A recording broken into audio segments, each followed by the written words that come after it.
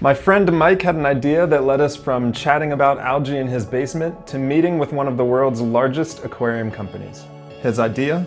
What if there was an algae scraper that siphons algae out of the tank while it's scraped off the glass? I think it'd be really great to have a device that combines like a siphon with an algae scraper. That way the algae is not getting into the water column and, making the tank look awful. I thought Mike's idea was pretty awesome, so I went to work sketching concepts for how the device might function.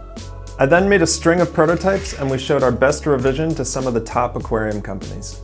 Multiple companies responded, and one that has products in nearly every pet store in North America, maybe the world, I'm not sure. They responded back and we met with their executive and lawyer multiple times. Thank you. Bye.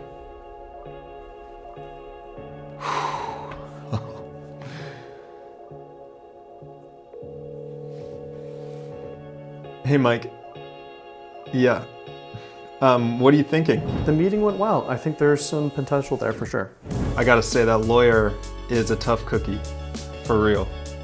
In the end, expensive legal barriers put in place by the company were a real challenge for our self-funded budget.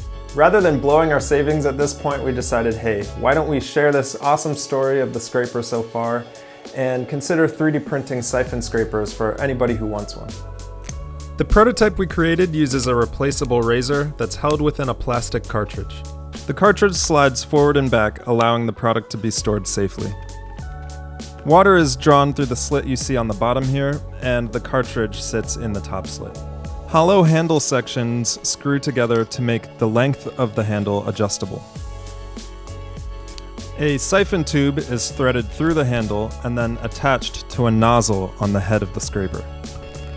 Screwing the handle over the siphon tube holds the siphon tube securely in place. You start the siphon the same way as you would with a gravel vac, and you're then free to scrape unsightly algae without fear of simply spreading it around your aquarium.